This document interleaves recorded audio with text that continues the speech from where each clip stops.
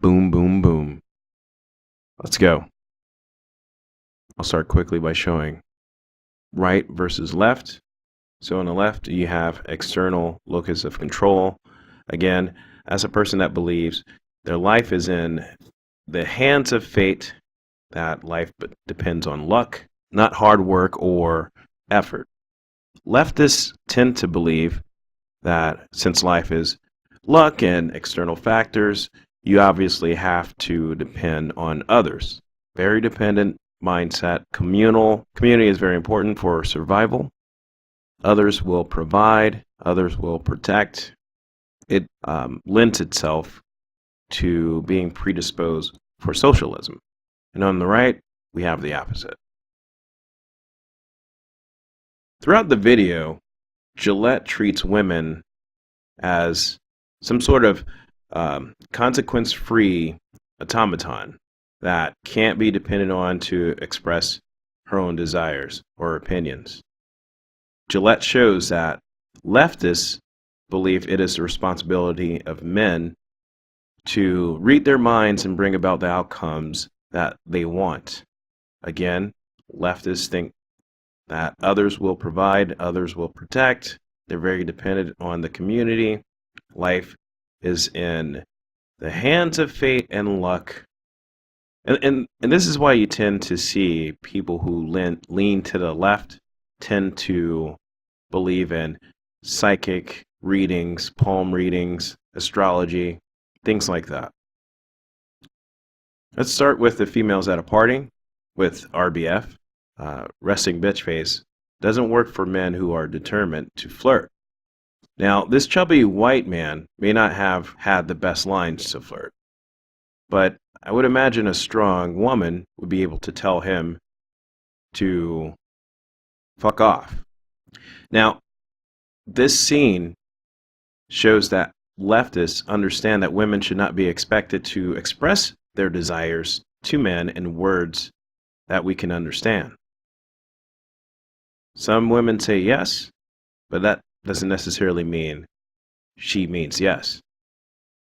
Some women mumble after performing fellatio. We should know that it means no. Men have a terrible habit of trying to understand what someone means by the words they say, and leftists do want that to stop. Leftists want that to stop.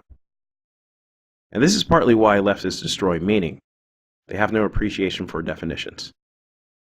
The people who want open borders, they also want to open the boundaries of meaning itself, because they can't help it.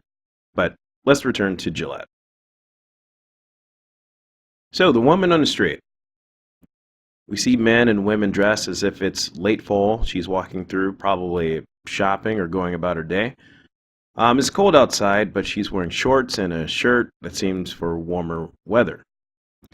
Now, even if she understands that some man may look at her, this does not mean that she wants a man to approach her and say hi. The only thing that can happen from that is something, well, one of the possible things that could happen from a man introducing himself to a woman is they hit it off, they go on a date, and end up in a heterosexual relationship. This may sound crazy for people who don't read blogs from the left, but this is absolutely true. They are showing us with this scene that they understand a leftist belief. It maybe is more radical, but it still comes from the left. You'll never hear this from the right.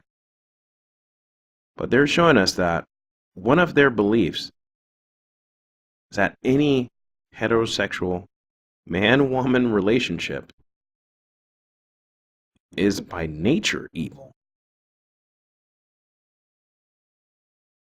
The scene also shows the black male savior can read the mind of the white male as well.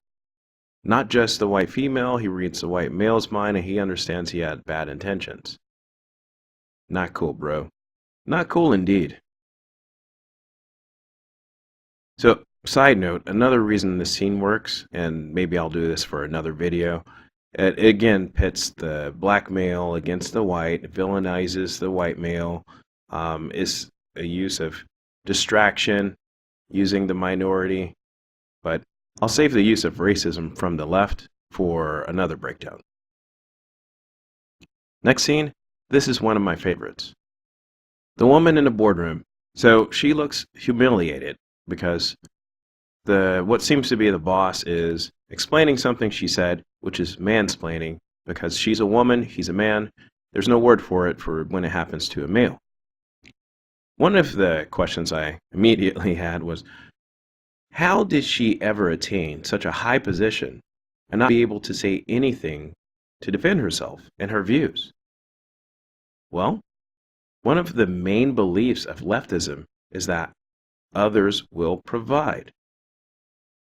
In a capitalist society, we force the best to compete, to rise to the top. It can often be brutal and it might hurt feelings. Leftism does not believe people should be forced to earn what they keep. This woman seems to lack the necessary skill to manage the boardroom. Some people lack the necessary skill to earn enough to provide for the children they want to have. But leftism believes we should all pitch in order to subsidize their lives. Another question is this scene telling men they need to take charge and talk for a woman? In other scenes, we had a black guy able to stop the white male from being toxic.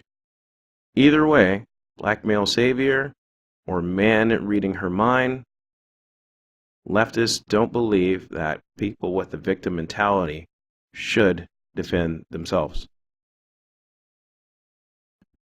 The biggest offender of the do-nothing basic trope is the chubby single mother of the bullied kid.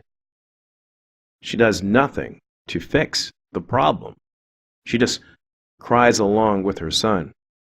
Yes, the bullies are definitely in the wrong and they shouldn't pick on her kid. But bullies are bullies and they're created by dysfunctional homes. It likely means the bully is getting his ass kicked by his mother or the current man she's sleeping with. Now, we can address the creation of bullies, but then we have to tell women to choose who they have children with more carefully. Or we have to tell mothers to quit abusing their children. And this is not a coincidence that she's treating him like a girl, and as she probably assumes he just wants someone to listen to his emotions about the problem instead of giving him an actual way to resolve it. She's showing him behaviors to model, to be emotional, to be weak, to not fight back. To wait until someone, most likely a male, saves him. This is their power from weakness. But by making her son weaker, this might be why the bullies are calling him a bad name. So once again, this is a leftist belief that creates the problem. And this is why I love this Gillette masterpiece. So many leftist views are expressed in such a short amount of time.